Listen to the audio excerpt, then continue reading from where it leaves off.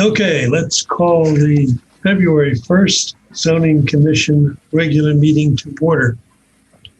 We have a need for one alternate, I think. 1, 2, 3, 4, 5. Okay. And we have one alternate. We have two alternates. We have Shannon and Melissa. Okay, you both did it last time, right? I did not. Who did not? Shannon. Anyway, I think. Oh, didn't you? I thought you both. I started and then somebody showed up. So Somebody showed up. Okay, well, he's not going to show up tonight. So why don't you fill in for Mike Doyle? okay. Okay? I will stay here, but I'll take my screen off. You're what? I'll stay here, but I'll take my camera off for now. Oh, Diane, too. That looked like she had her hair combed. Okay. First order of business. We have appointed an alternate.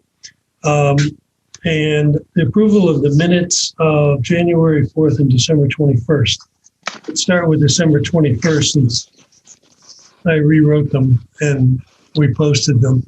Anybody find things? Yeah, there was one small thing, and I both made the motion and seconded it.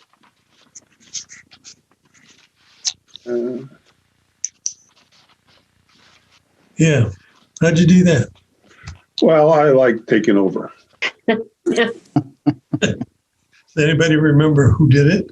I also voted unanimously, so. Which line? Which I don't motion? know. I'm trying to get back to it. It's 21. Oh,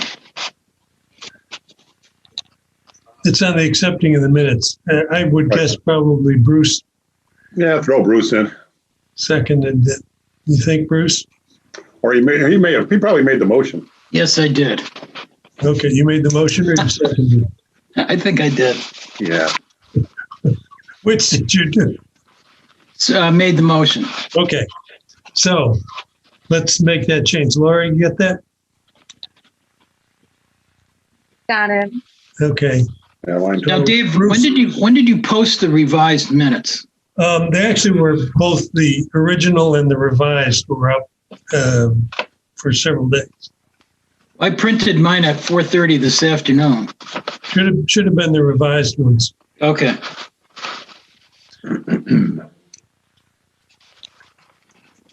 Because at 4 o'clock we removed the others, I think. I just found a few typos. I didn't find anything substantial.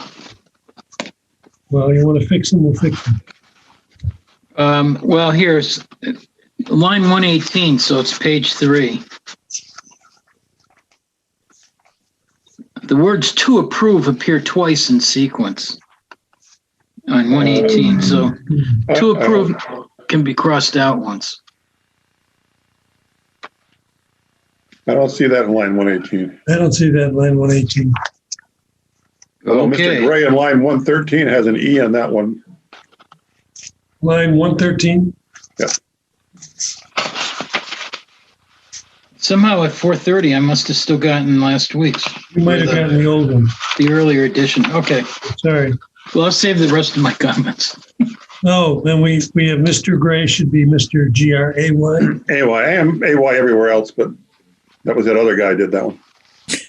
Well, on the next set of minutes, we got you. You're Mr. Gary. Yeah, I saw that one too. Yeah. Okay. Any other changes on the 21st? Okay, there's 2 changes. So we have a motion to accept Yeah, I'll move our approval. as modified. Yeah. We have a second. I'll second it. Second by Ann. All in favor? Aye. Aye. Aye. Opposed? Any abstainers? Yes. No abstainers. Okay, that passed unanimously, 6-0. Okay, the next set of minutes is from our previous meeting on the 4th, and I saw 4 typos. Nothing substantial. 48, it's Mr. Gray instead of Gary. Line 65, the land trust has, I think it should be no authority for parking. Right. And line 110, there should be, I think, a 2 between, they plan to use the parking area across the street. And 165, that line, I brought up proposed affordable housing legislation changes. And I would say not the influx, but the incidence of misinformation. Okay, anybody got anything else? What was the word to insert there? Incidents, Oh, or the occurrence, or whatever. A little less dynamic than influx. right. Anybody got any others? Nope, I'll move the minutes as modified. I will That's second. Kevin. Second by Shannon. Okay, any other comments? All in favor? Aye. Opposed?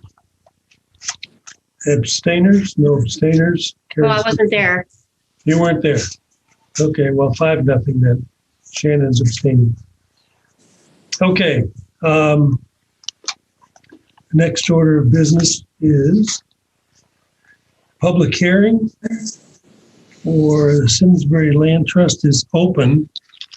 So let's take up discussion of the open public hearing 20-13. Mike, anything that has happened that we should know about before we close the public hearing?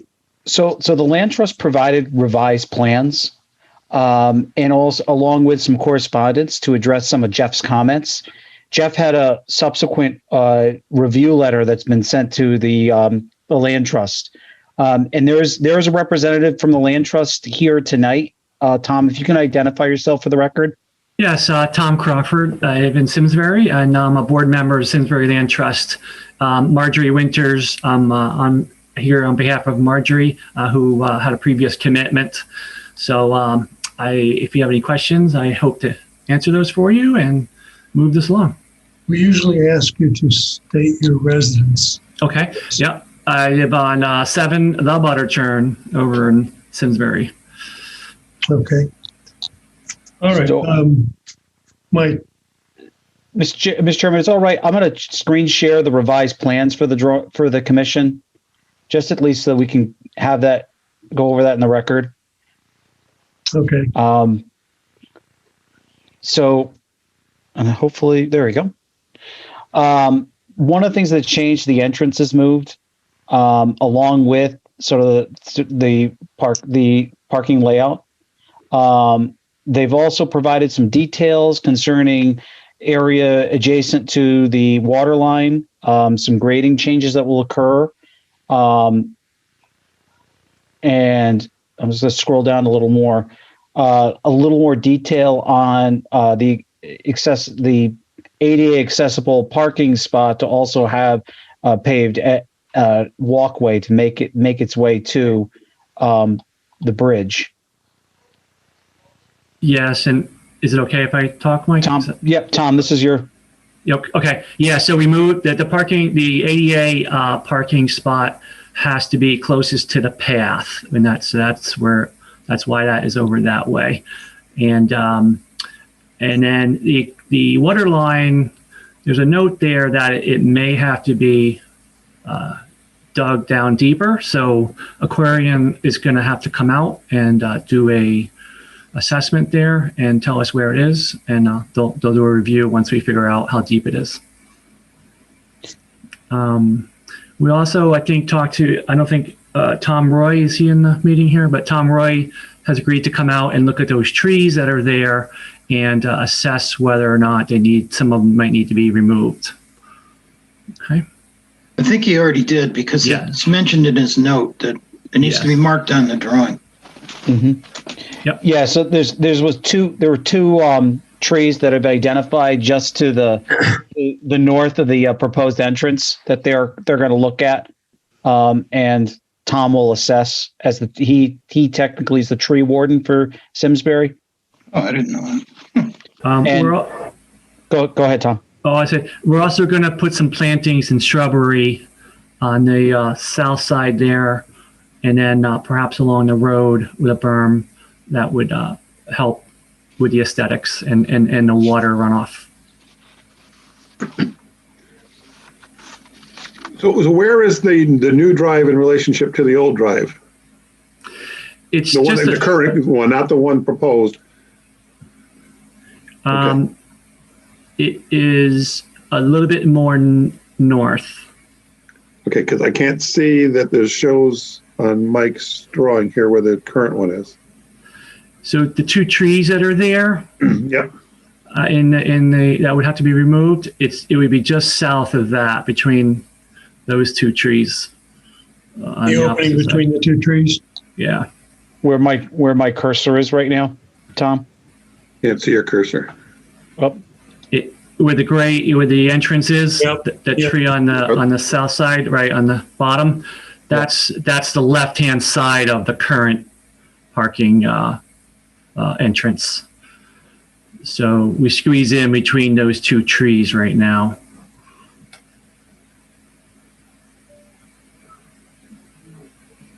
Okay.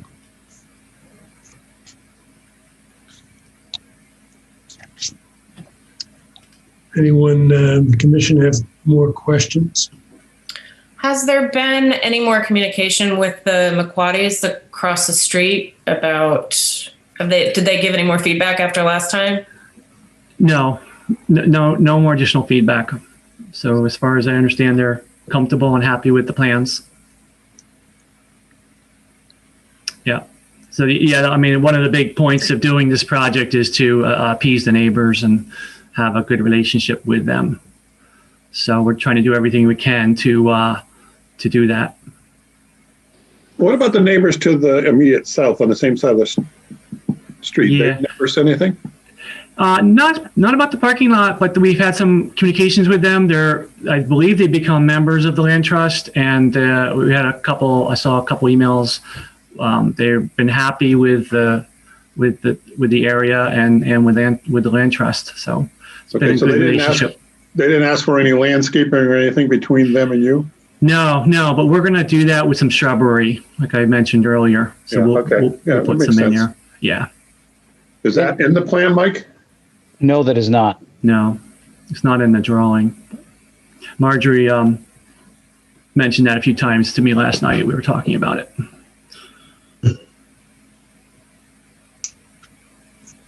Okay, any other comments? Ann? No. Mike, I just wanted to make sure that Jeff had the last word on this, that, I think, wasn't there a communication from the architect, or the author of the drawing after the last note from Jeff that's dated the 28th of January? Yeah. So Jeff's I could be wrong. Jeff's last correspondence was dated the 26th. And I think should be in the file, an email from Tom Daly on maybe the 28th. You're right. And it was pointing out one of Jeff's comments that it was addressed in the plans, but he still had, I spoke to Jeff this afternoon to follow up with him on this. He still has some comments that he'd like addressed. So one of the things you'll see in my staff report, I put it in for consideration that, the final plans would incorporate some of the modifications that Jeff is requesting. And I spoke to Tom before the meeting on behalf of the land trust to confirm that these changes could be made to the final plans. But Jeff was comfortable, should the commission close the hearing tonight and act on this application, that, that what's outstanding now versus the last time we met is substantially different. They've made strides of addressing his concerns. And the other thing, too, I just wanted to bring to the commission's attention. I know at the last meeting, there was discussion about the public comment concerning no parking signs along East Weetog Street. I brought this issue up at our local traffic authority meeting, and we'll be investigating into that and most likely posting some no parking signs along East Weetog Street. So that's something that the land trust will not have to do. The combination of a formalized parking entrance and our actions of policing the on-street parking should address some of the safety concerns that are occurring while people are parking along the side of the road as it speaks without a formal parking area? Well, at our last meeting, I asked the land trust representative to sort of comment on what their responsibility is ending up with relative to this posting of signs. She was very clear that they have no responsibility and no authority to be posting signs in the road about parking. So there's no misunderstanding with the trust on that point. It's Right. I agree. Yeah, and that's why I brought it up at the local traffic authority meeting so that we could proactively address this. Okay. Mike, there was a conflict between the Historic District Commission and the zoning regs about the paving the handicap spot, but they don't allow it and it's required. Which has authority in that situation? So the ADA space was approved as a paved parking space by HDC. Okay, they did. They approved it. They did not approve the paving of the balance of the parking lot.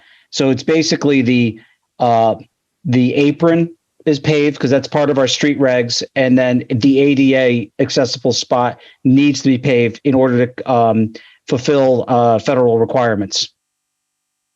So they trump HDC in that sense. Those two requirements. Okay, so currently we have river stones along the road there. I can't remember if we have them where they pull out now, where the driveway is now. Will they be replaced, and who does that? So there's an under drain system that was installed by DPW, and I believe it's just to the south of this existing entrance. But put it this way, so if they disturb anything in the right of way, that's part of our drainage system, because that's an underdrain system that the town recently installed. They would be responsible for repairing or replacing. Okay. Since they disturb it. And that's something also with having Tom Roy out there to look at the trees. He also would be the one to say, hey, you touched my facilities, meaning my infrastructure, you have to repair or replace. Okay. Yeah, I can't remember if the exit goes over some of that stone or not. I don't think it does. It doesn't. The stone is a little bit more to the north. South. To the north? Or I thought it south. was to the north. South.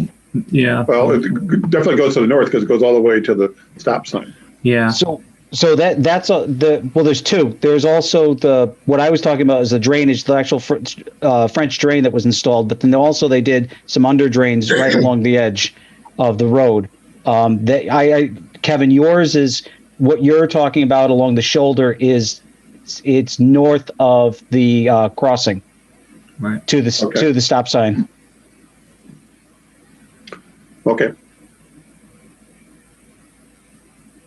Okay. Any further comments?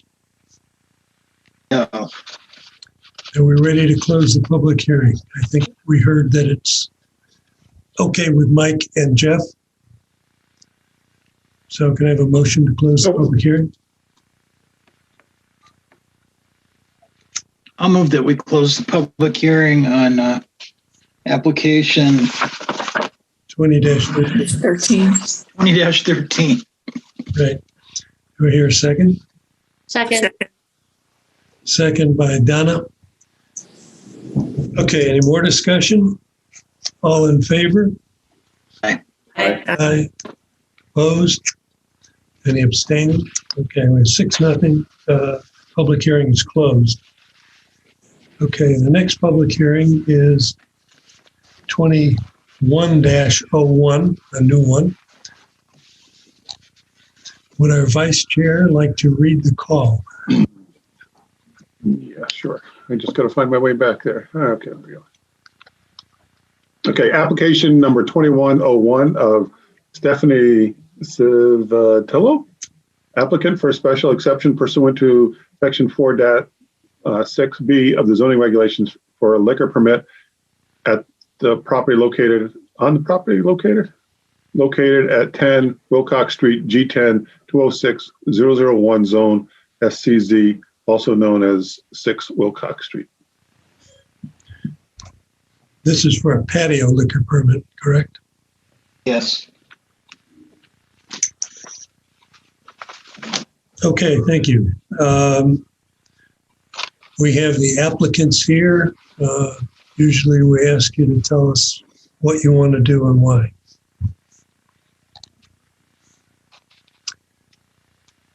Stephanie, this is, you're adding a patio that doesn't exist, right? Correct. So we're looking, go ahead.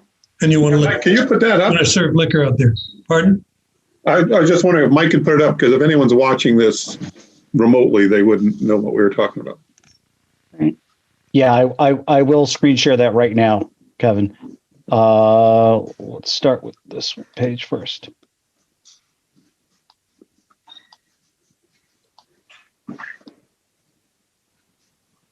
Okay.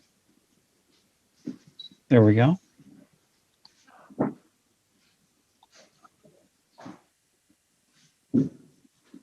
I'll start with the floor plan, and then Stephanie, as you go through the plans, I'll scroll to what you need. Okay. So this is the full floor plan. We're taking the old Sakimura space and turning it into a Cajun restaurant. It's called Rue Cajun Eatery.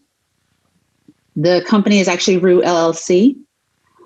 And we're looking to put a patio across the front of our space. So if you see the two red circles there, those are lamp posts, and everything in front of that, we're going to be making into a patio.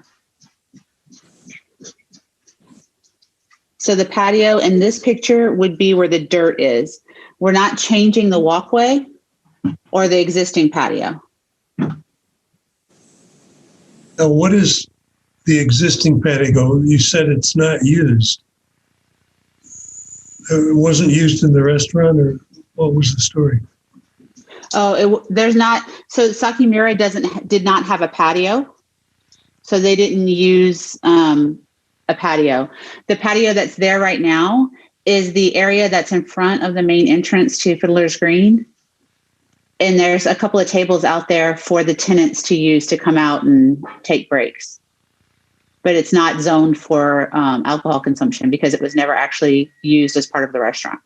Right, is that's part of your property or your restaurant, right? The current patio? Yeah.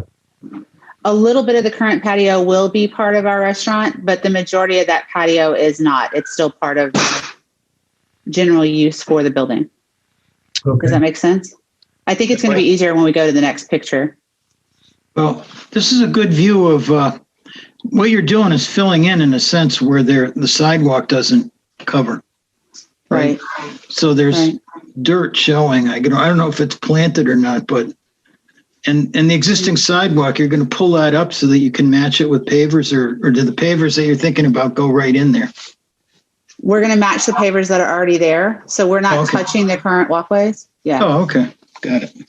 Okay, but you did show a little wall, so that wall will just flow where the current landscaped area is. Yes. Okay. Except that, what do you do on where you said the general patio is? How would you divide that?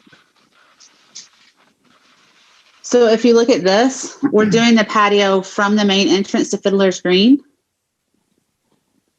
over.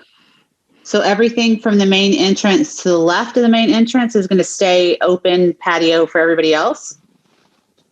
We're just taking the part that's now in front of the two windows that are part of our building. Does that make sense? Is it raised? It's a raised patio? No, the reason that it has the raised on the right side of it is because right now it all slopes very far. So in order to make it feel and be flat, we have to raise it up a little bit on. So patio would stay exactly where it is. We're not raising it, but we need to raise part of the other area a little bit so that it's all flat. Got it. So we're raising it as little as we possibly can to make it flat and usable. So the bump out, I'm sorry, the entrance go ahead. To the stores, the shops inside, the bump out is not shown on your drawing. It's not on your drawing. I'm just trying to It's on figure out there. where that entrance is Yeah. relative to your patio. Yeah. Okay. So if you look at the left of the picture, Yeah. it says Fiddler Green main entrance. That's the bump out for the main entrance. To the left. That's that main door. So you can't see it, Donna.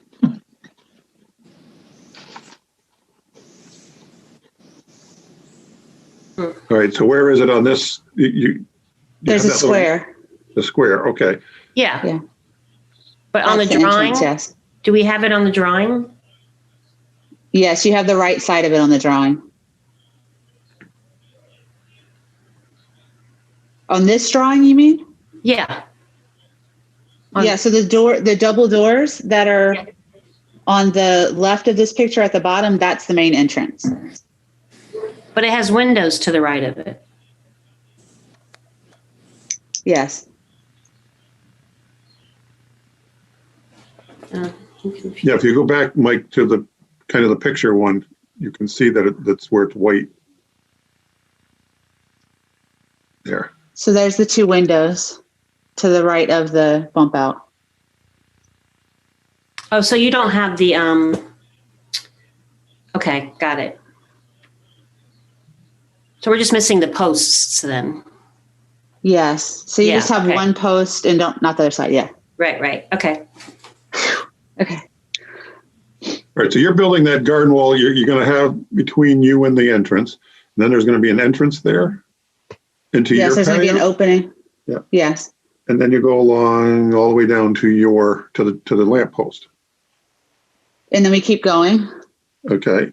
So the lamp post is the main entrance. And in order to make it, go ahead.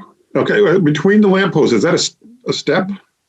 There's two steps right there. Yes. Okay. Okay. Keep going. So you go And down then to there's the- also, Okay, but that step is actually on the sidewalk side. It's not. Are you changing the sidewalk there? no, Okay. And then you keep going down, and then there's another 3 steps, it looks like, maybe 2 steps. 2 steps. Okay. It should be the same. Yeah. All right. And then there will be a wall going back between the sidewalk and the white part of your building there. Or is it open at that end? On the very end Yeah. of On the building? eastern end. Yes. It'll be closed as well on that side. Okay. Yeah. All right. How deep is this little wall thing? The wall? Yeah. Because you don't have a whole lot of room there for patio space. I was just wondering how deep it was. Well, there's 14 feet for patio space. Yeah. It's crazy, right? I didn't think so either. So we triple checked. But there's 14 feet to the current walkway. To the current walkway. Okay. Yeah. To where the sidewalk is. All right. So then how deep is your little retaining wall thing they're going to be? It's not a retaining. So the retaining wall is going to be under the patio. Yeah. Because the patio is going to go across the top of it. So it's only going to be a brick thick. Oh. Do you need a railing? How high are you at the end there? So if you're a couple 14 steps. 14 inches. So I believe that the requirement is if it's 3 steps high, it needs a railing. Yeah, We're not going up that high. You're showing 3 steps is the problem. Did I? 3 risers. Yeah, you are. Okay. 2 steps, 3 risers, which would be like 21 inches. So that's why I was just wondering if you're going to have a rail. There's no way it's only that's 21 14. inches. No, it's only 14. Yeah. Yeah, so you probably just have one Extra See, long. that one first step. one. One step, yeah. That's right. And then, just to be clear, that step is not there now? Is that what I'm understanding? Correct, because There's no step? Yeah. Okay. the walkways just slope straight up to the door. But Or the this, step is the curb. You have to step up on the curb, right? But she's going to level it, Bruce. She's going to level it from the high point across. yeah, It slopes up, so she's going to take it from the high point and then level it. Okay. So you're going to gain some elevation. yeah. So And the stair, Go ahead.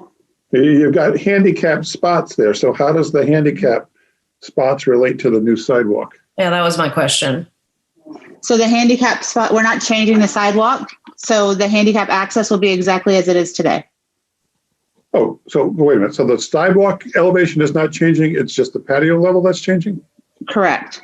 Okay, I didn't get that. So all the stuff that we're doing is inside of that dirt. Okay. And then we're putting extra planters to the right of the fiddler green door to block that off so that it can be part of the patio as well, but we're not changing that area. Does that make sense? So we have 2 steps up to the hibachi room and 2 steps up to the main entrance to make it level with what's currently there for as far as the patio is concerned, but it'll be a little higher than the walkway. All right. And the sidewalk that's currently there to the old hibachi room will be part of your patio. It won't be a sidewalk necessarily. To the hibachi room, correct. Right. Yes. I'm sorry. I'm still a little confused about accessibility. Is there a I saw something in one of the original designs that said ramp up, and then we're talking about stairs. I'm struggling with whether or not there's accessibility. Yeah. So the current accessibility to Sakimura is through the Fiddler Green entrance doors, and we're going to continue to do that. So when you go in through the Fiddler Green door on the left-hand side, the double doors at the bottom, you go to the right, there's a door right there, and it has more than 5 feet turn radius once you get into that room. So that's where you come in. So that's the handicap accessible. Is the patio accessible? Right. Yes. Yes. So if you go back to the patio, we put planters right there to the right of the Fiddler Green door. It's already handicap accessible. You can go up on the sidewalk and go into that area. And we're leaving that, the level that it is, we're leaving it exactly how it is. So they can get onto it from there. Does that make sense? If I'm not using the right words, tell me so I can help. So where the arrow is on the left, is that where you would go in for handicap accessibility? Yes. Correct. Yes. Okay. I see. Go in. That's all level there now. Yeah. Okay. Yeah. And right now that serves as your ADA accessible entrance to this facility. Okay. That makes sense. That main entrance. So we kept one of the things when I first met with Stephanie, I voiced that concern that we need to make sure that the ADA accessibility is maintained for this facility. And that's what she did a great job of laying this out and keeping that in mind without impacting it. So. And we're actually inside the building, Sakimura's 2 bathrooms were not ADA compliant, and we're actually rebuilding them. So we ripped all of that out to put ADA compliant bathrooms in there. Great. They were compliant way back when they were first built, but everything has changed since then. Okay. Is the signage part of this application? No. The signage actually was already approved. This went through, back in December, while I was out. What was the name? Well, no, we handled it was a replacement of existing signage. So they went through this administratively. So the only outstanding items that they had was they went to DRB for the lamppost, and then they had to come here to modify the liquor license and the patio expansion. So that's all you're seeing. Okay. For the liquor license, we have to go through the special exception rules. Correct. That's a different application. That's coming up later. Isn't that this one? This is the application. This is the liquor application. Oh, this is the liquor one. This is it. Yep. Right. This is the public hearing. Yeah, right. Okay. I'm mixing up with the site. Where we got talking about both things.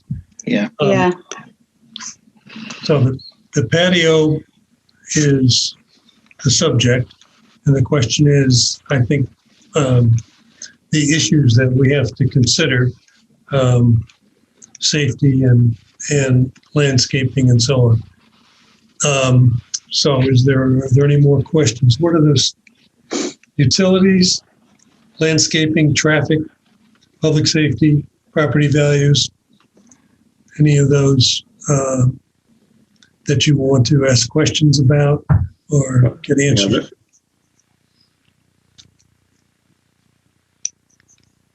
Maybe for the commission's benefit, Stephanie, you can go over the planters you're proposing around the perimeter as the perimeter controls. I think that's relevant to the special permit, especially since it's the liquor license expansion. Yep. So on top of that little retaining wall that's about 2 bricks high, so it's 14 inches. We're putting cedar planter boxes, and we're planting daffodils, irises, daisies, and creeping thyme in those planter boxes. Those are the flowers that'll give you the least bees, the least birds, but the biggest bang for your buck and keep coming back year after year. The other reason why we're putting irises in there is because the logo for Rue has a fleur-de-lis, and a fleur-de-lis is actually an iris. That's the flower that it is. There are spaces between the planters where we were asking to put pots so that you don't have one big wall of cedar all the way down, and so that we're able to get leaves off and all that stuff, but it still keeps that same break that you need so that people can't just walk off with alcohol in their hand. So those planters, we just went through the DRB. I believe they're going to be the Rue Blue with rosemary in them, because rosemary and creeping thyme both help with bugs as well. Okay, so when we saw the little wall that was in the picture, that's not what you're proposing. That's just a sample of the blocks. No, that's 1, 2, 3, 4, 5, right. 6 Correct. blocks high. You're only talking Correct. about 2 blocks and then a cedar flower box, I guess. Yes. Yes. Okay, just making sure we're all on the same page. Thank you. Well, I think, I don't want to belabor it, but it doesn't seem to me that it's actually described correctly, because the writing is the landscaping planters with brick exteriors will be used as perimeter controls. Doesn't say anything about cedar planters. I will take the blame on that. It was my misunderstanding of the plan. Stephanie corrected this earlier today.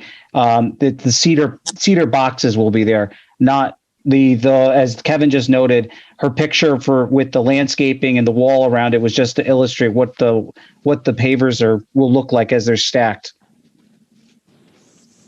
So what's the total height of the pavers and the boxes? I think they were 36 inches total. Okay. Because you're looking at 14 and then another 2 with the flowers on top. But the pavers that you intend to replicate are currently on the deck. They're being used in the project. Whereas now there's no confusion. There's no planters over there, or at least there's no wooden ones. And there's no blocks that look anything like what's depicted here as a 3-foot high wall. There's nothing like that near. Now, yes, the ones that you're going to replicate are smaller. They're pavers currently on the deck, and there's a pattern to them. They're about 4 or 5 different sizes, and the pattern replicates all over the deck. You're just going to use the same materials, probably reuse those bricks where you pull them up and put them back down. I don't think we're even going to be pulling them up. They're not moving anything. They're not removing. Well, if you're going to change the elevation, the elevation's going to change in the part that's dirt. We're not changing the elevation for anything that's already paved. Really? Yeah. Doesn't that create an elevation difference when you go to slide tables or walk around or whatever? No? The reason that we're changing the elevation is to make it flat. Because if we just did it where the dirt is right now, the tables would slide off. You're absolutely right. They would slide off. So we have to raise it up a little bit to make it flat. But you do have pavers where the hibachi entrance is. As a walkway, yes. You're right. We will pull those up because that is the walkway to the door. But your patio that you're seeking authorization for now is at the existing level of the sidewalk. At one end. Which is higher than the existing level of the sidewalk at the other end of the building.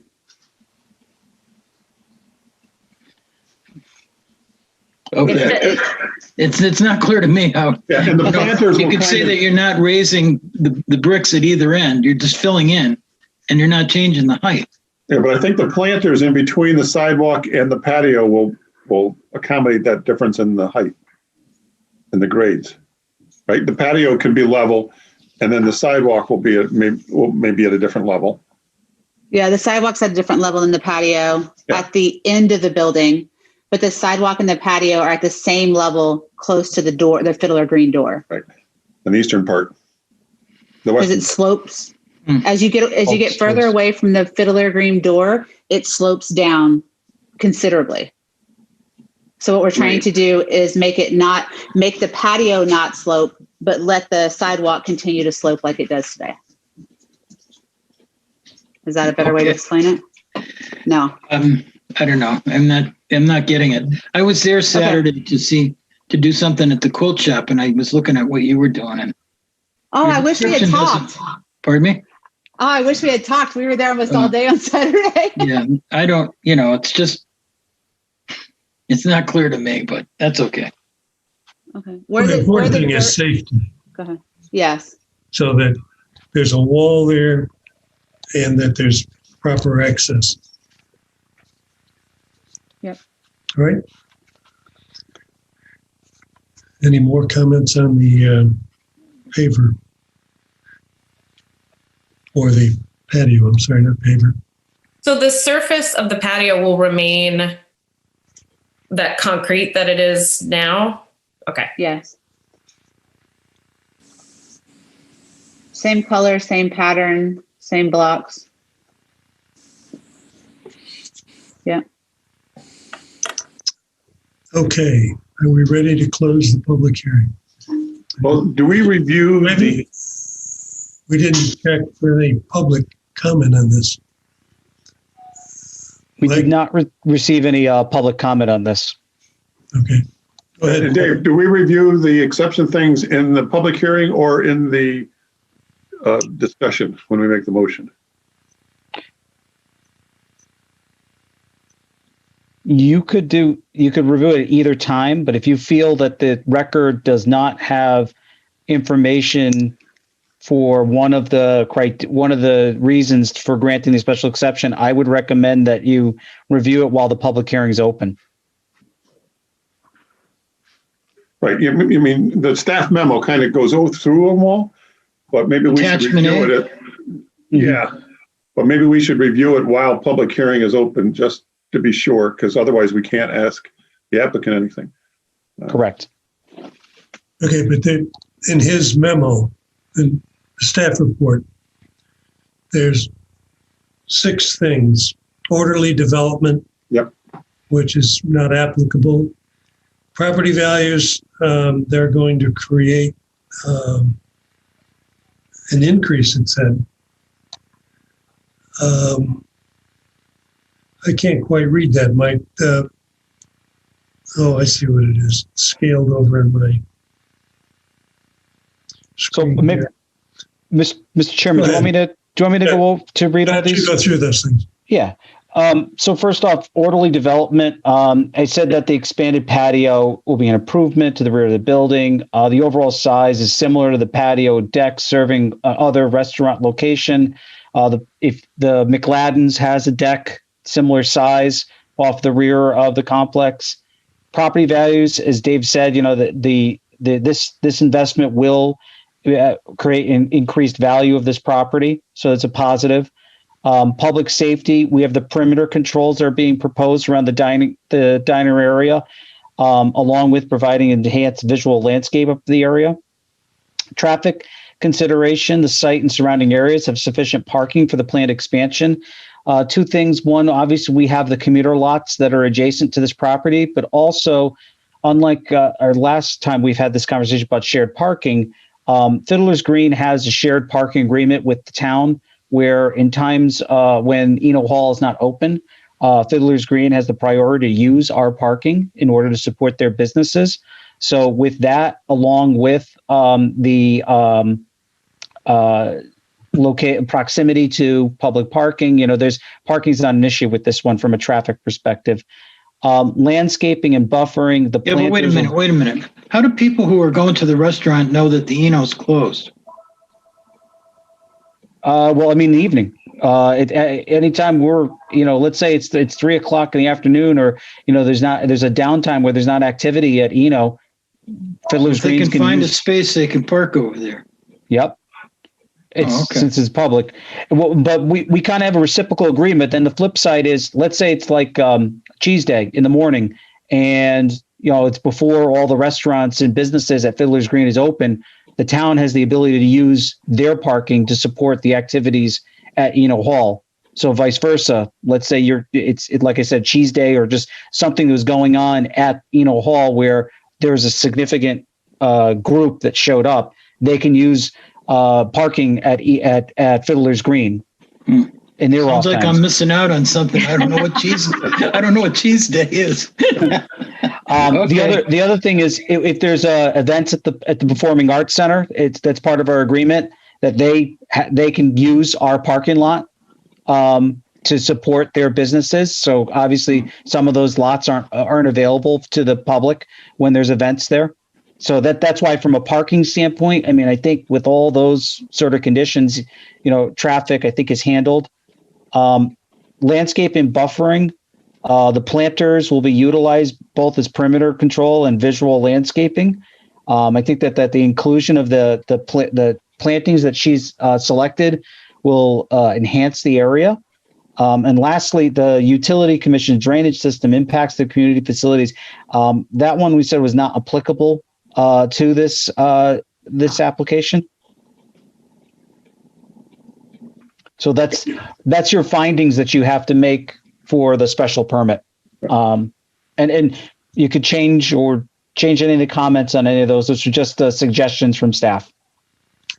Okay, now a question that I have is, are those planters and the whatever they are, pots, going to be fixed so that they're not easily moved? Yes, the planters are going to be permanently there. The pots are heavy, but we wanted to bring the pots inside during the winter when there's nobody on the patio. We wanted to be able to bring them inside so they don't explode. How much space is there between the planters? So there's 3 feet between the cedar planters, and the pots that we were looking at are 1 foot with a rosemary bush in it to keep people from just walking off. So it gives you 3 feet. Just would like it to be a barrier that can't easily be pushed out of the way. Okay. Any other comments? Kevin, Shannon? I'm good. I'm good. Thank you. Bruce? Just a quick thing on item number 6. I think as a matter of, the text though, Mike, that those issues don't have any impact on this application. But those are relevant issues for consideration, but the determination is they have no impact. Okay. Yeah. In the future. Yeah. Yeah. Bruce, maybe in the future. Yeah. I'll change that. Yeah. So that instead of saying no. Yep. We got it. Donna, any comments? No, I'm good. Ann? I'm good too. Okay. I think we can have a motion to close. Then I move that we close the public hearing. There a second. Second by Bruce. Any further discussion? All in favor? Aye. Aye. Opposed? Abstaining? Okay, it carries 6-0. Thank you. We've closed the public hearing. All right, now we're on to the application 20-13 of the Simsbury Land Trust applicant for a special exception pursuant to 6.3 of the zoning regulations.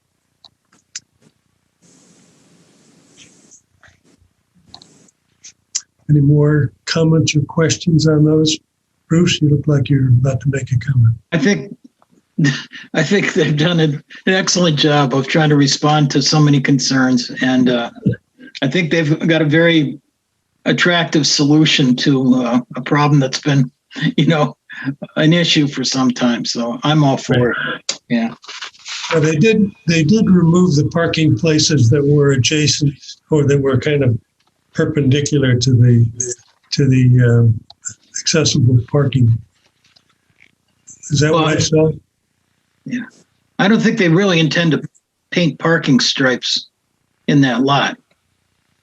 I mean, there's some striping, if I recall. Let me take a quick look at the handicap. But that indicated where they park. But I think what we were concerned at one point was that if they had a parking place to the north, that a handicap van might find it hard to get out. Yeah. But it looks like they fixed that.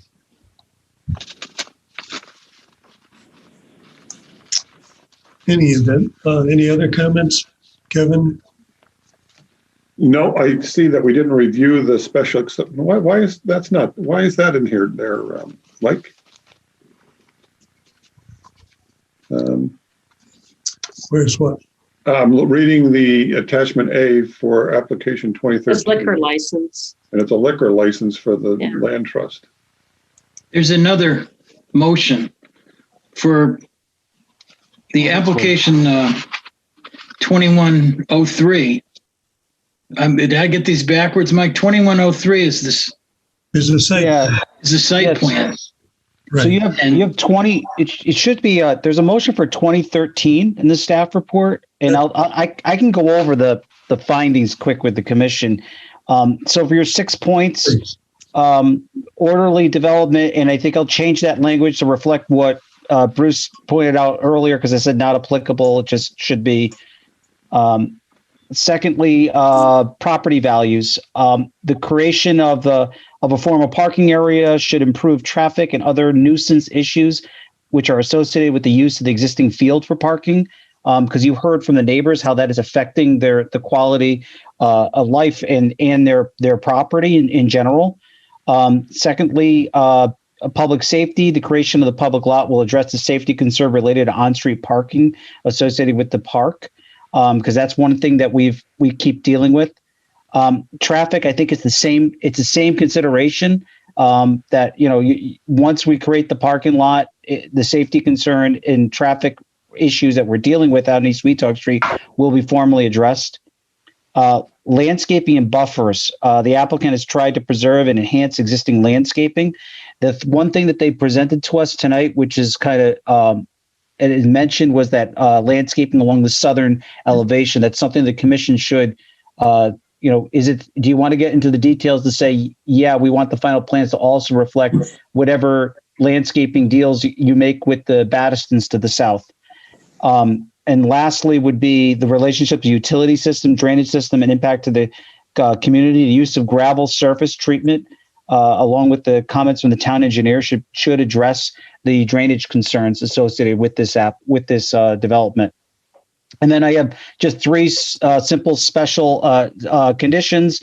That one, that the notice of grant needs to be filed in order for the special exception to become effective. Administrative zoning permit is required for the proposed parking lot, and the applicants prepare Mylar plans for signature by the chairman. Mylar plans are to incorporate all outstanding comments / concerns outlined by the town engineer's memo dated 1/26/21.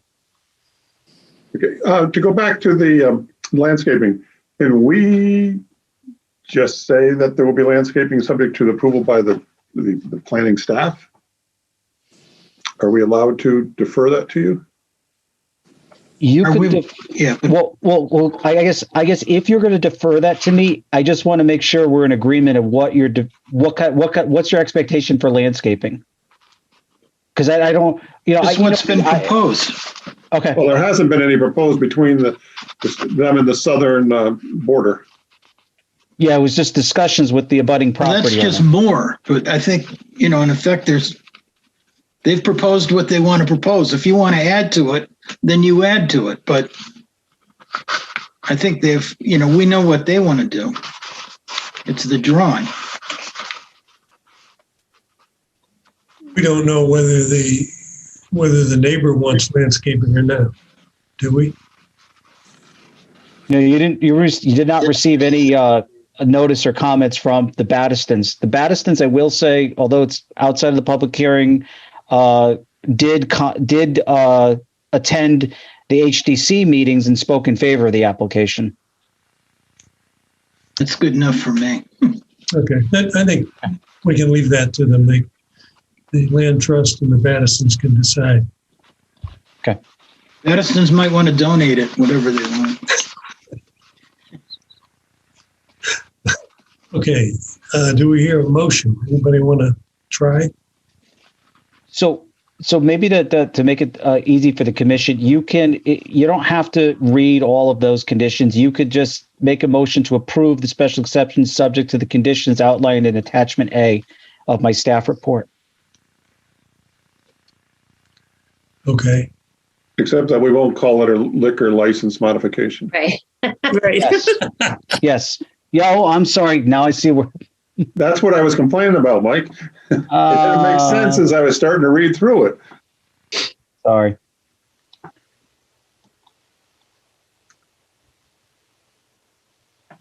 Okay, well, I will move that we approve application 2013 of the Simsbury Land Trust applicant for a special exception to construct a gravel parking area of the property located on East Weetog Street, Tanager Hill open space.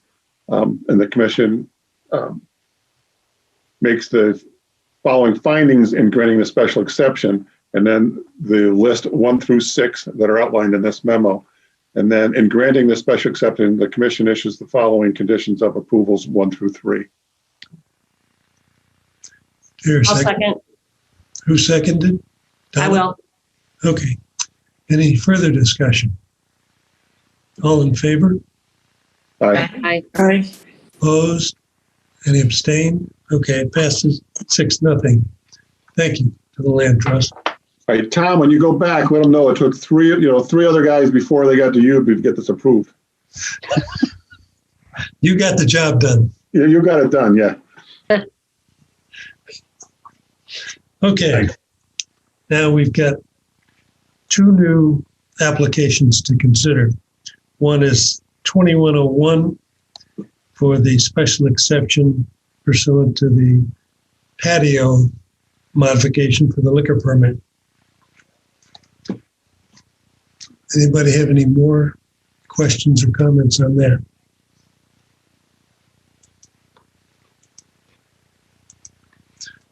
Are we ready to make that motion? Mike, did you give us an affirmative stated draft motion for Yes. 2101? Yes, there is one. Yeah, there's one for 2101, and then I separated out the site plan 2103. So, Okay. Let me just ask this, though. The document that you made up, that's attachment A, is going to take several minutes to read into the record. Is there an abridged version that we could use? you could just refer to my staff report dated February 1st, attachment A, as I said earlier. And then same thing with the site plan. You could just say attachment B for a motion to approve, which will highlight for the special exception, all the reasons meeting the criteria, along with 2 special conditions. The special exception will be subject to that the special exception is not effective until notice grant is filed, and that further expansions of the premise, which triggers modifications of the liquor permit, are to be approved by the zoning commission. Okay, Bruce, you ready? No, I'm confused as to what document I'm looking at. So There's a whoever's staff got it in front of them, just All right, you want me to do it? Go ahead, Kevin. All right, I move to approve application 2101 of Stephanie. Stephanie, how do you say your last name? Civitello. Civitello, applicant for a special exception pursuant to section 4.6B of the zoning regulations for a liquor permit at the property located at 10 Wilcox Street. And the commission makes the following findings in granting the special exception for the liquor license modification, and then incorporate items 1 through 6 from attachment A, Monday, January 4th, 2020, with the one change in number 6 to say no impact instead of not applicable to this application. And then in granting this special exception, the commission issues the following conditions of approval. 1, special exception is not effective until a copy of the notice of grant is filed with the Simsbury town clerk. And 2, further expansion of the premises, which triggers a modification to the liquor permit, are to be approved by the zoning commission. Second. Someone? Second. Second by Ann. Okay. Any further comments or amendments? Okay, all in favor? Aye. Aye. Opposed? Abstain. Okay, it carries 6-0. Thank you very much. Next is the application 2103 of Stephanie Civitello, applicant for site plan amendment. Now this is the site plan. Right. And it's attachment B. Yeah, you got that one, Bruce? Motion, right? Yeah. I'm ready to make the motion You make it. Okay, to approve. So I'm making a motion that we approve, and I'm reading from attachment B of the zoning commission materials from January 4th.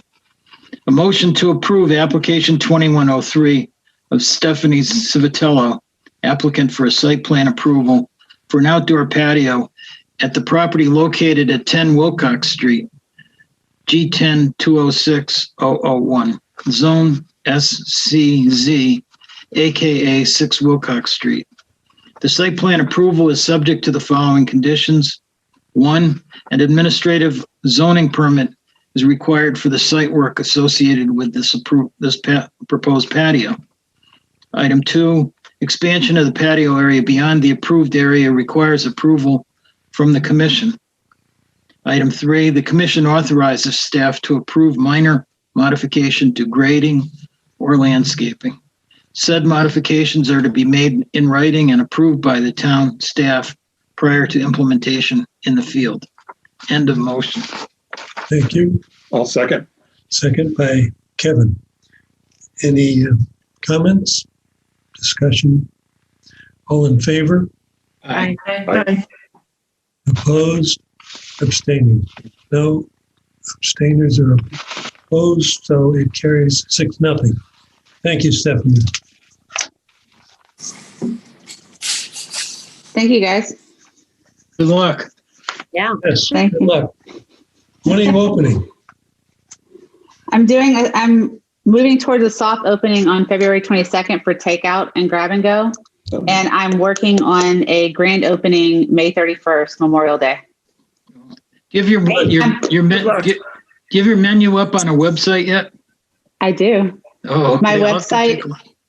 My website is rouct.com, ROUCT.com. That's my Facebook page, and my Instagram is rouct. I tried to make it simple so I could remember. Sounds good. Good. Yeah. Good luck.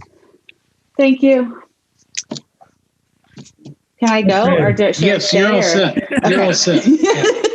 Bruce, if you ever want to walk through, I could talk you through the whole building. I'm totally excited about the whole thing. Well, when I've been around here too long, but when I stand in front of that building, you know, the brownstone part of your structure used to be the lumberyard of Patterson's General Store. And when I was in high school, one of my cousins worked there, and a certain amount of lumber went out of there greatest for the relatives. So we have a very fond memory of Patterson's lumberyard. And one of my good friends worked in the hardware department. So, yeah. So you'll get a kick out of what we did then, because where the boat room was, we took down all those walls So the ceiling is all the way up to the original where the carriage house ceiling was. Oh, really? And you can actually see the 3-bay garage structure. Wow. Oh, wow. And they let us move a wall. So we moved one of the walls so that both of those windows right there are in our building now. Well, I hope with all the effort and the money you've got in it, you're very successful there. Yeah. I hope so. I hope so too. Good. Okay. Thank you. Yeah. Bye, guys. Good night. Thank you. Bye-bye. Thank you. Bye. Okay. Bruce, General Commission business, we've got some update work for the workshop.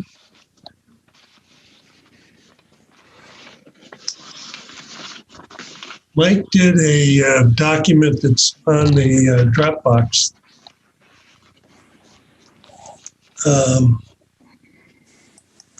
That summarizes, I think it's everybody's commercial zoning regs, what they allow in the commercial zone. And it's about 30 pages. I formatted the regs so it's similar to yours based on the uses, either special permit, as of right, or not allowed.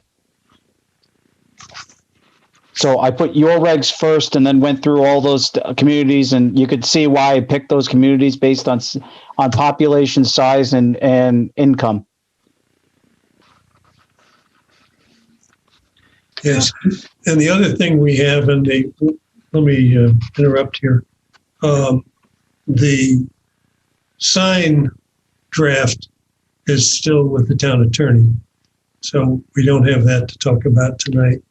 But we can talk about this, the office space and what things in that we see in other places might be interesting. Does anyone have any comments on what was in that document?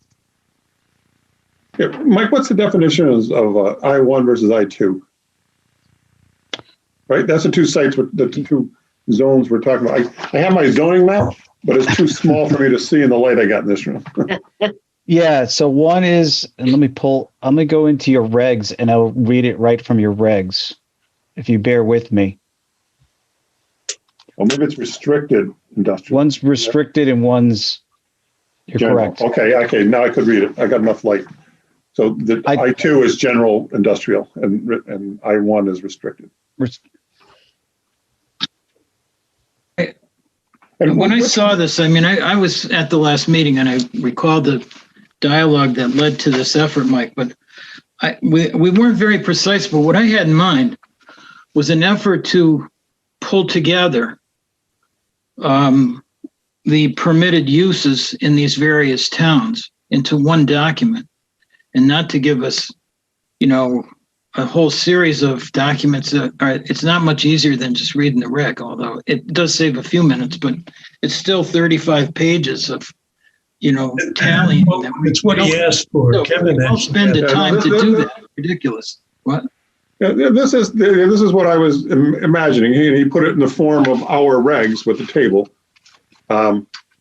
The only thing that, is a little difficult is that you have to go, not each line is the same in each of the regs. Right, exactly. If this was lined like that horizontally was similar to that, but had vertical columns for each town. Yeah, that might be went down underneath the town and checked off the ones that applied. Then you get them all on one 8.5 by 11 or 8.5 by 14 or something. And it's on one sheet of paper.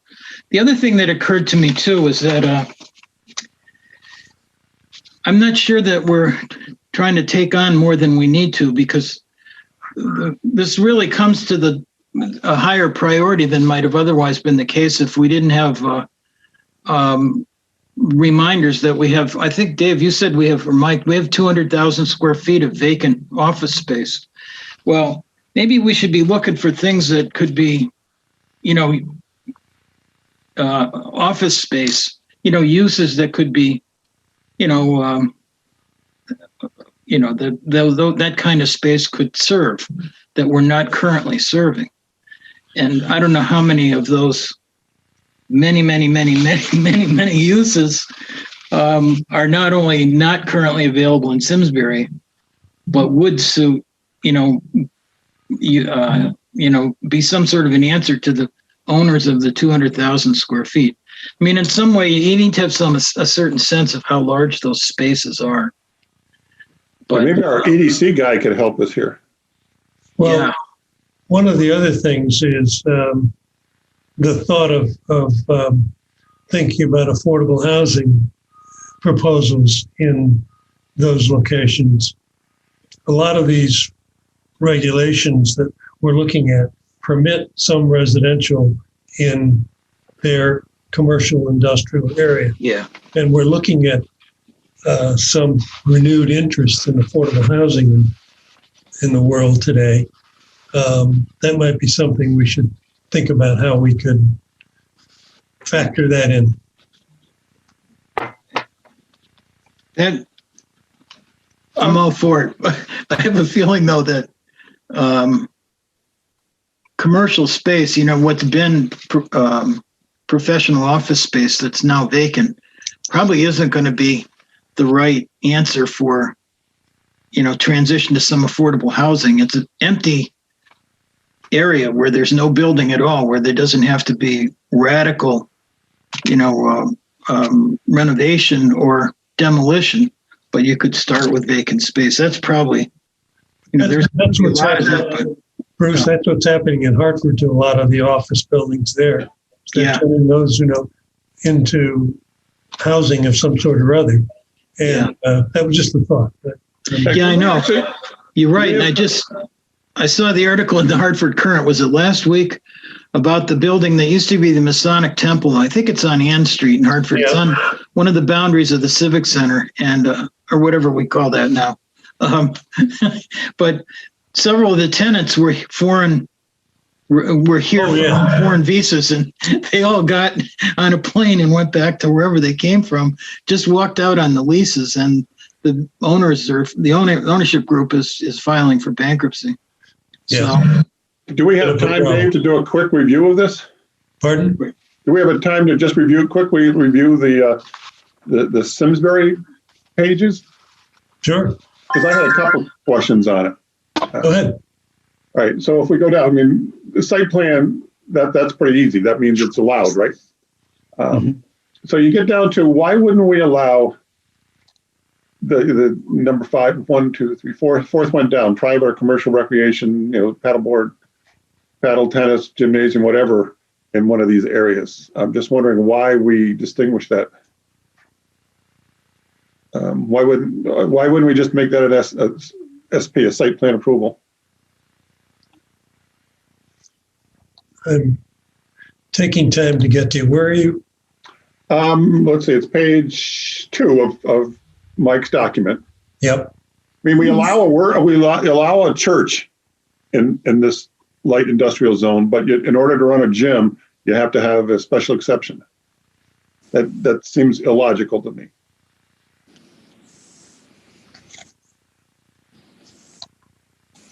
Well, we did it.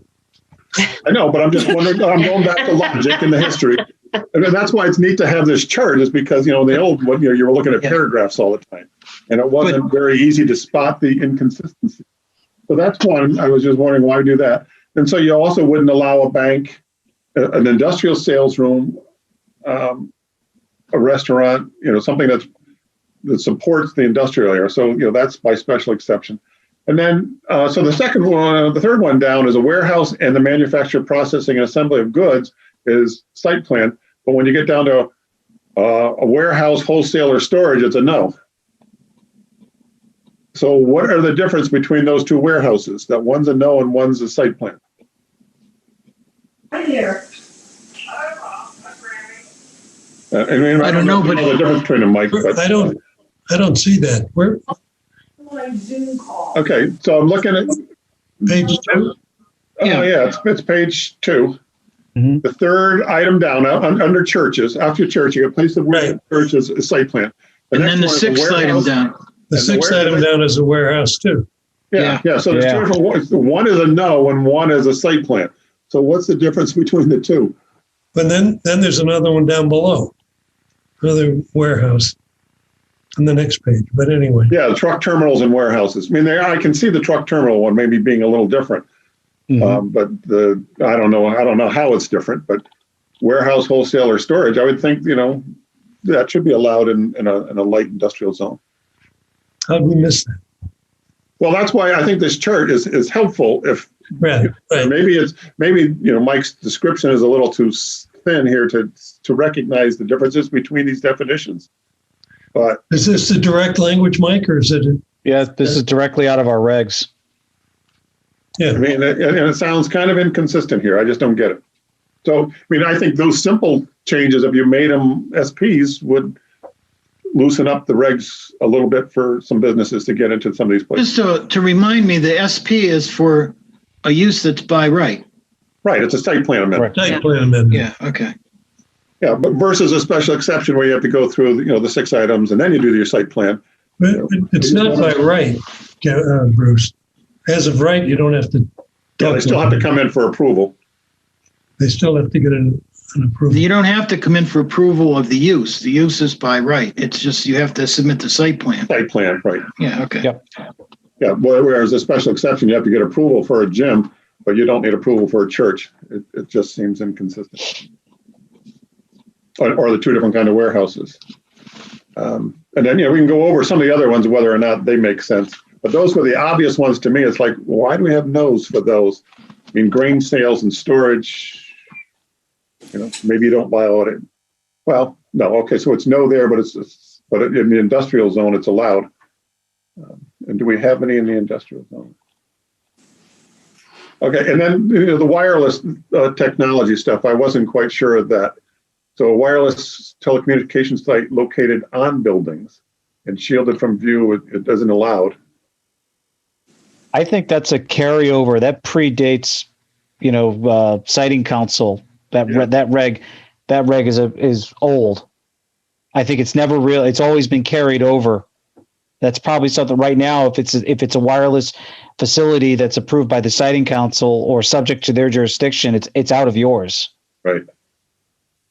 Yeah, but I don't understand why we wouldn't allow it in a building. It's inside, you can't see it. Shielded from standards, and you say no.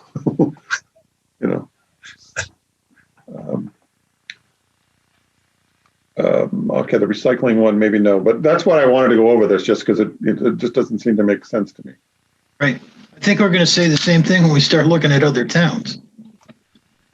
Theirs will make sense, and when we compare them with ours, it's going to leave us puzzled as to why we don't do it just like that. Yeah, well, Cheshire had one that they allow they don't allow a single family dwelling, but they allow a mobile home. And it was like, what? Charming. You can have a mobile home in an industrial zone, but not a. Well, you also have to remember your regs. You allow for congregate or senior housing as by special permit in the industrial zones. Right. So you do allow some residential uses currently. By special exception, why would we limit it to senior? I think that's another good question. That's true. Good question. That might take care of your affordable housing right there. But if we had some kind of requirement that any development had to have a certain percentage. Yeah, because I don't like the image of just saying your affordable housing has to be in an industrial zone. Yeah, that's what I was going to say. I mean, that's just not good tackling there at all. We have lots of other places. All we're doing is making a possibility of using some space that's there. It's not where we're putting everything. Right. So I just think we need to, maybe you add just multiple housing in that, where you have assisted living facility, congregate senior housing, and our continuing care. You just address any kind of congregate housing. Doesn't have to be senior.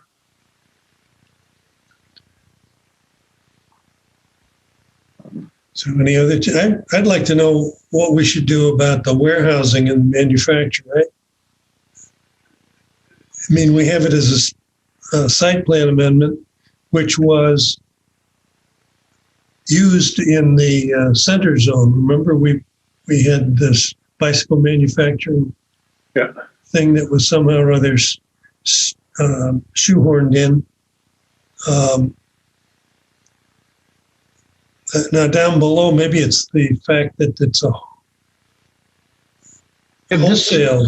Mike's effort doesn't reflect the center code. It reflects the town-wide regulation. You're right. And actually, So it doesn't include the Hartford zone either, or the center.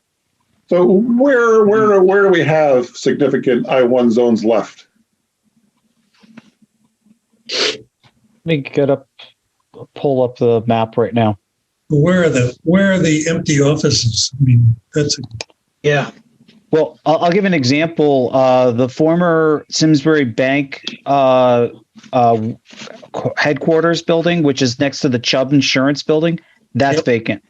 That's like 65,000 square feet right there. Entirely vacant building. Down in Weetag. Chubb has significant vacancies too within that building. So you got two buildings right next to each other. There are still some offices that are being They're used. on Powder Forest Road is that the street? No, across the street. No, They're on Hot Meadow. Yep. They're off. They're down the side road there. Oh, in by the dog park. Right. Yeah. Okay. So you have those big park. Those two are two examples of complexes that have vacancies. Powder Forest has some large vacancies in the professional office that abuts Highcroft Apartments, along with Covenant Life. Life Insurance building. Go ahead. And that's all I-1? That I'm going to pull up right now.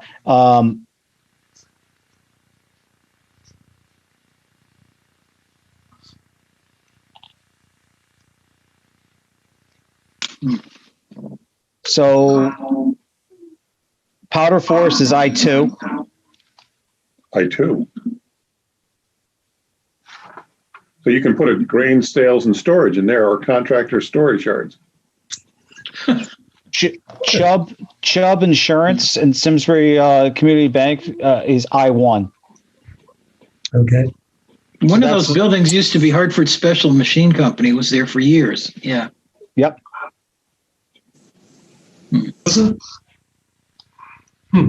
Wasn't that next to the now CLP, the old CLP property? That's correct. Or was That's the road, right? That's the road. Yeah. That's where you turn off Route 10 and go across the railroad tracks and the rails to trails. The tracks aren't there anymore. But did they tear down the Hartford Special building? No, I think one of the buildings that is a industrial is office space. One of them is a reconfigured Hartford Special building, but I don't know. I haven't been back there in so long. They both look too new for that to me. Actually, I thought the CL&P building was the old Hartford. Yeah, I thought that too. CL&P? Yeah. The one-story building that's now the marijuana factory? Yeah. Wasn't that Hartford Specialty?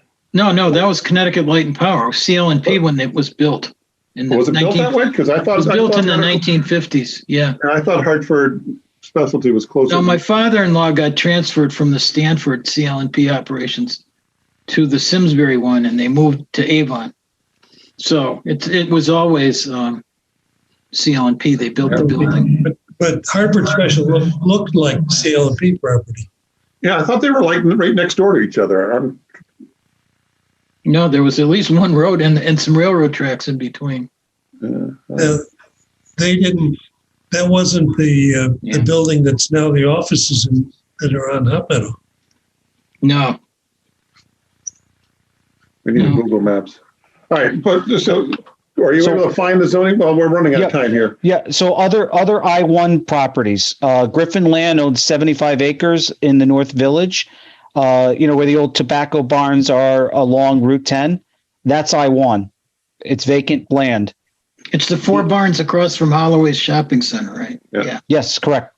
The last area is Herman Drive in the airport. That's I-1. Yeah, I didn't think there was much space left there, though, is there? Well, I mean, let's just not talk about redevelopment. I know that you have the airport there right now, but down the road, what happens if someone wanted to propose something there? Well, okay, so Bring it on. what is Simscroft? Is that Simscroft I-2? Simscroft was rezoned to I-2 Okay. back well, in 2014, 2015. all right, we did that to allow them to do what they're doing. Otherwise, they wouldn't have been able to do it as an I-1. Correct. Right, but it's the office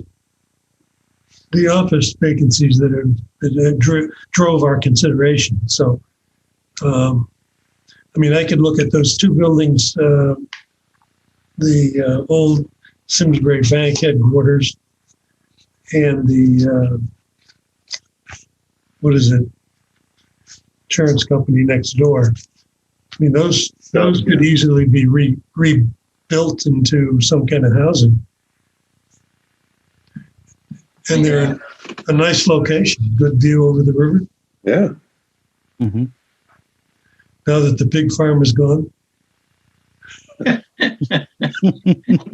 think there's some other issues here, Dave, but that was one. I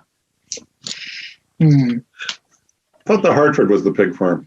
It was. It was. It was up the road a little bit. But from the location, that these two buildings are, you have to see over the top of the Dodge dealer, through the trees and over the top. Yeah. No. I'm confusing myself. No, that. Yeah. I'm thinking of the buildings where Vita Root is or was. Right. Vita Root is still there. Yeah. Anyway, what do you want to do about this? Shall we?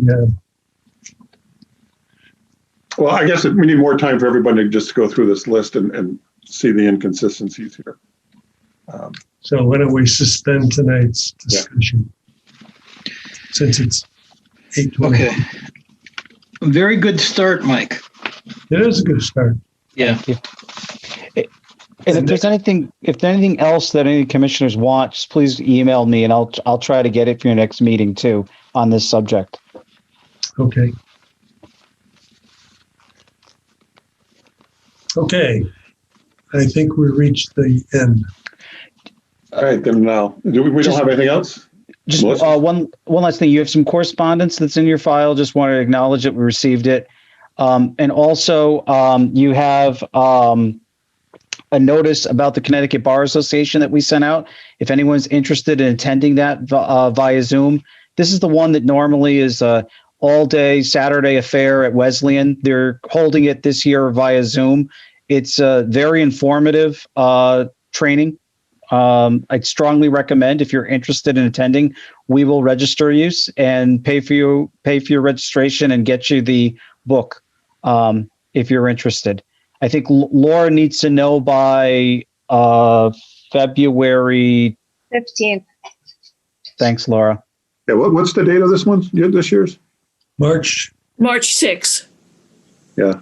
No, it's very valuable for any new commission members. I would highly encourage. Yeah. Actually, I've been twice. Some years apart, but twice. It's very, very much worth the time. Although it is a hike down to Wesleyan to spend the day. This year we can do it by Zoom. If you're doing by Zoom, I know. Yeah. Right. I signed up to the CBA because I'm a member, so I got a discount. So we didn't have to spend that extra money. Ooh. Okay. Anything else? And I signed up with Laura, so she's got my stuff. Good. Good thing to do. Okay, Kevin. All right. Motion to adjourn. I will second. Second by Donna. Yeah. No. Okay. All in favor? Bye. Aye. Bye. Opposed? Abstaining? Carries 6-0. Thank you, everybody. Good night. Okay. Good night.